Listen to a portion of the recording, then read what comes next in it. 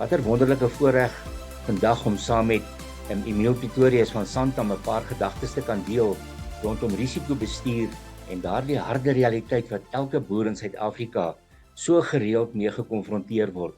Suid-Afrika is 'n land van uiterstes. Suid-Afrika is 'n land wat risiko ken en verstaan, maar die boer moet dit bestuur en daarom is daar baie goeie vennote in die hele waardeketting wat ons kan bystaan om vir ons 'n groot deel van dit te help oorbrug. En daarom is dit vir my 'n wonderlike voorreg, Emiel, om vandag saam met jou te kan kuier en bietjie te gesels ten opsigte van die rol wat Santam speel ook in daardie proses van risikobestuur. Nou daar's soveel uiteenlopende fasette van dit, maar ek wil graag dat ons vandag bietjie meer rondom die brandgedeelte fokus. Want daar's nog tog baie aspekte wat ook te sprake is en dit gaan nie net oor brande nie, maar as ons vandag bietjie dit as 'n basis gebruik vir ons gesprek, maar jy's meer as welkom om uit te brei en ander aspekte by te trek.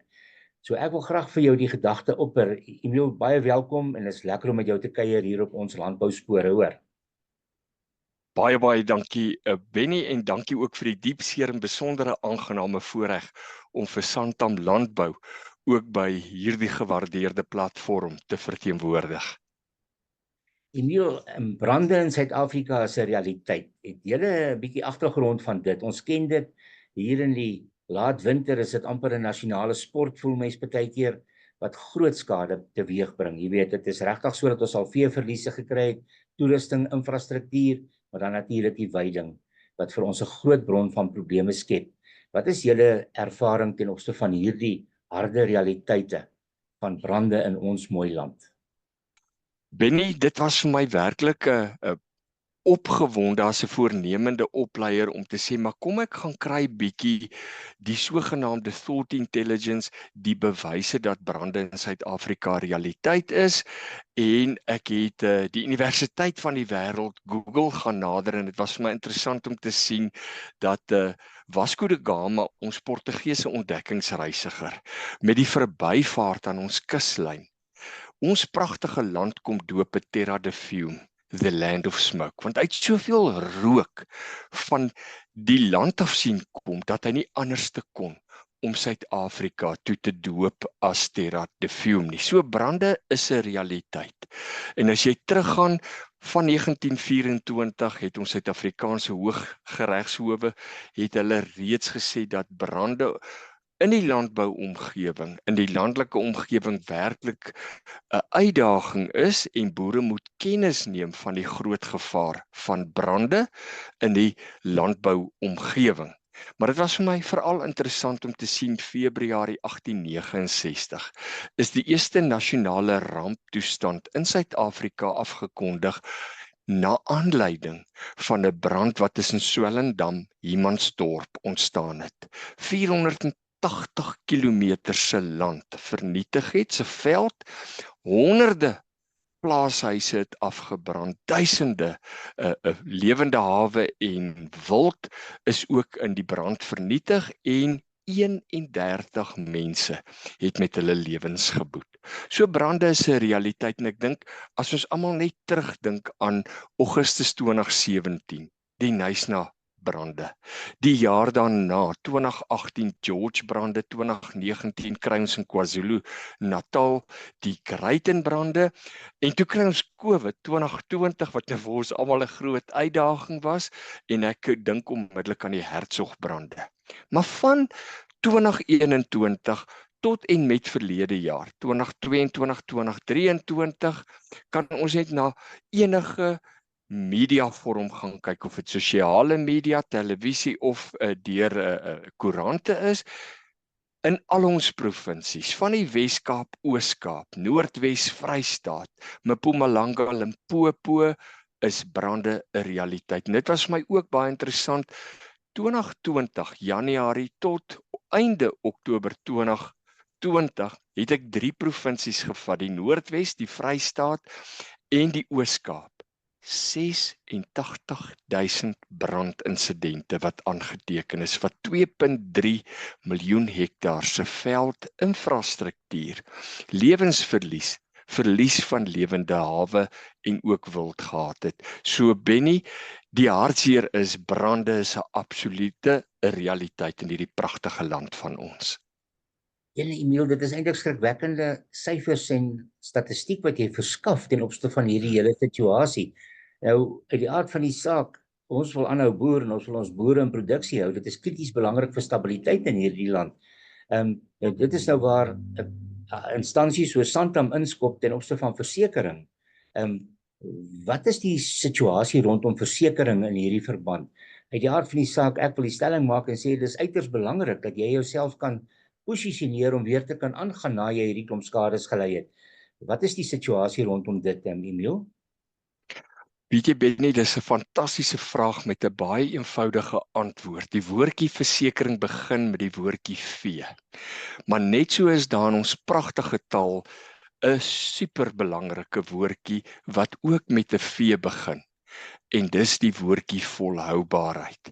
Ek kan vandag vir die boere die versekering gee dat jou beste belegging in jou voortbestaan, jou volhoubaarheid, is jou versekering, want ons wil graag ook jou versekeringsvernoot wees. En ons het 'n baie eenvoudige goddelike beginsel om te sê ons almal dra by tot die versekeringspool, en uit hierdie pool uit verseker ons jou volhoubaarheid om skadeloosstelling aan te bied, Benny. Nou, in ons land het ons ook 'n brandwet, Emiel, wat uit die aard van die saak uit bepaalde vereistes, uit bepaalde verpligtinge dan op elke eienaar van grond, elke boer is onderhewig daaraan. Wat is die impak van hierdie brandwet op 'n boer en hoe moet hy dit hanteer? Benny, dit is net so belangrik dat ons boere sal weet dat in jou kontrak, jou polisbewoording en jou skedule wat jy van jou versekeraar ontvang, word daar pertinent veral onder die aanspreeklikheidsafdeling verwys na jou voldoening aan die nasionale brandwet wat van toepassing is. Nou hierdie brandwet het veral 5 bitterbelangrike voorskrifte of vereistes wat nagekom moet word, en hoofstuk 4 is seker die belangrikste wat bepaal dat 'n boer brandbane moet maak en onderhou tussen sy eiendom en die aangrensende eiendom. In terme van die wet is daar egter nie 'n voorskrif of 'n definisie van hoe 'n brandwet moet lyk nie. Moet dit nou 9 meter wees, moet dit 10 meter wees, en dit bring die belangrikheid ook dan na die boer toe om te sê my lidmaatskap aan 'n brandbeskermingsvereniging is uiters belangrik. Nou die wet is ook nie voorskriftelik as dit kom by lidmaatskap aan 'n brandbeskermingsvereniging nie, maar ons as versekeraars verstaan die ongekende voordeel van brandbeskermingsverenigings. Daar's kommunikasie, daar's samewerking, hulle verstaan ook hoe die omgewing lyk en hulle het ook 'n sakeplan. So in terme van jou lidmaatskap kwalifiseer ons boer dan ook vir 'n voordeel as dit kom by die bybetaling en ook 'n premiekorting. So hoofstuk 4 is vir ons die belangrikste, die brandbane wat dan nou deur die wet voorgeskryf word. Dan kry ons ook weer 'n reël 17 wat bepaal dat 'n boer die nodige opleiding, die nodige toerusting, die nodige beskermde klerasie aan sy personeel moet voorsien om op 'n brand te reageer. So dis die tweede belangrikste vereiste wat nagekom word of nagekom moet word. Verder sê hierdie afdeling 17, as ek as boer nie op die plaas is nie, moet 'n werker of iemand op die plaas beskikbaar wees as 'n brand sou ontstaan om dadelik te reageer en om bystand te verleen om 'n brand te blus of te bestry. Sodra daar 'n brand is, sê afdeling 17 verder ook, moet ek onmiddellik my bure in kennis stel en onmiddellik die brandbeskermingsbeampte van my brandbeskermingsvereniging. Dan is daar afdeling 18 wat bepaal ek moet alles binne my vermoë doen om 'n brand te blus of te bestry. So dis die belangrike 5 voorskrifte. En net om weer vir 'n oomblik terug te kom na lidmaatskap aan 'n brandbeskermingsvereniging. Binne die brandwet is daar artikel 34 wat bepaal dat die vermoede van nalatigheid bestaan by die boer Maar as ek lid is van 'n brandbeskerming vereniging, praat hulle van 'n reverse onus waar die eiser nou kom moet bewys dat my boer nalatig sou wees. Wat die belangrikheid tog van die brandwet in alle opsigte ook kom beklemtoon, Benny. Weet jy Emil, as mens so na jou luister, dan besef 'n mens dat die omvang en die impak van die hele kwessie van veldbrande en dan die meganismes wat daar gestel is om dit te struktureer ten opsigte van dan 'n brandwet se impak en bestrydingsverenigings, dat jy na daai aspekte definitief moet verdiskonteer in jou beplanning in jou boerdery, en dit bring dan sekere verantwoordelikhede, maar dit bring ook vir jou die gemoedsrus dat wanneer jy daardie pad stap, jy dan ten minste in 'n baie beter posisie is ten opsigte van skade-eise na die tyd en al sulke aspekte, dat jy dan, as jy die dinge reg gedoen het, jy ten minste dan van jou kant af geopenbaar het, maar ek het erns gemaak met hierdie saak. En ek dink dit is 'n baie belangrike punt, maar rondom dit skop nou ook versekering in. Nou, wat is die belangrikste dekking wat 'n boer dan nou kan kry ten opsigte van versekering in hierdie geval? Kan hy sy veld verseker, kan hy sy vee verseker, kan hy sy huis en infrastruktuur verseker? Wat behels dit alles, Emil? Benny, vir 'n boer om by die gemoedsrus uit te kom, het ons verskeie afdelings beskikbaar. Die brandafdeling is die oudste afdeling wat jy binne enige portefeulje sal kry. Hy het sy ontstaan gehad in 1666 met the Great Fire of London, waar daar in die bakkerye brand ontstaan het en amper die helfte van die Queen se Kingdom vernietig het. 13.200 huise is afgebrand, 87 kerke, en net die jaar daarna toe kry ons nou die eerste vorm van brandversekering. Nou, soos jy tereg genoem het, by Santam Landbou bestaan ons afdeling uit 2 afdelings, 'n bateafdeling, 'n oesafdeling. Nou die bateafdeling bevestig, dis hier waar jy jou tasbare bates kan kom verseker, jou geboue, jou store, jou buitegeboue. Dan gee ons ook vir jou hoë woning waarin jy bly, 'n huiseienaarshuis inhoud afdeling. Jy kan jou werkershuise kom verseker. Lewende hawe absoluut belangrik saam met wildversekering en dan selfs jou spulpunte. Maar dan kom ons ook by stroopers. Ons weet ook dit gebeur van tyd tot tyd dat 'n stroper brand. So op alle bates van jou wat jy op die plaas gebruik, is daar dekking beskikbaar. Maar vir my persoonlik voel ek vir die boer is sy aanspreeklikheidsdekking van die grootste belang. Dis ook waarskynlik die goedkoopste afdeling op sy hele versekeringsportefeulje, want as die brand op my plaas ontstaan het en in die proses 7-8 plase beskadig, gaan ek aanspreeklik gehou word.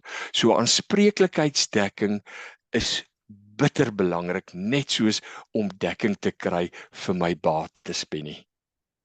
Weet jy Emil, as mens so luister en dan kom daar soms amper so 'n koue gevoel oor 'n mens, dat hierdie is iets wat baie keer dan amper as lukraak aanvaar word. Jy gaan maar daarmee saam. Maar ek dink dit verg dalk noodsaaklikheid van 'n boer se kant dat hy bietjie meer gefokus na hierdie spesifieke saak gaan kyk en gaan baie seker maak dat ek reg geposisioneer is ten opsigte van my hele aansluit by watter vereniging ook al dan, maar ook dan my versekering.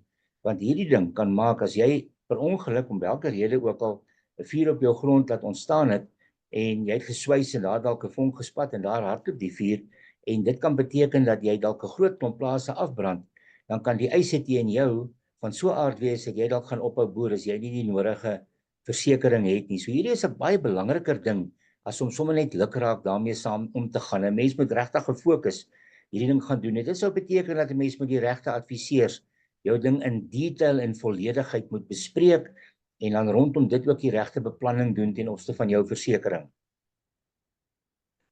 Dis absoluut kardinaal. En weet jy Benny, ek kan amper vir jou sê, daar's so 'n misverstaan en 'n wanpersepsie dat versekering duur is.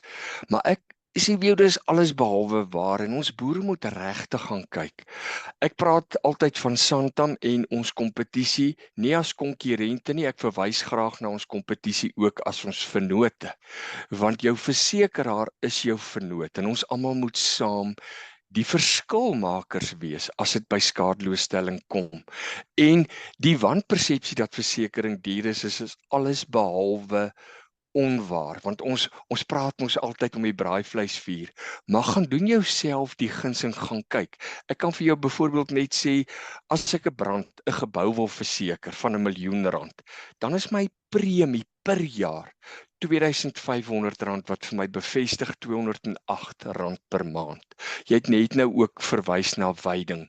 As ek voer in die oop het, vir dieselfde R1 miljoen betaal ek R9.000 per jaar, dis R750 per maand, dan sê die boer, maar hoekom is dit duurder? Die brandrisiko is soveel groter. En kom ons gaan maar net na lewende hawe, na wild, na my spulpunte toe. Vir dieselfde R1 miljoen vir brandversekering betaal ek R5.000 per jaar, R417 per maand.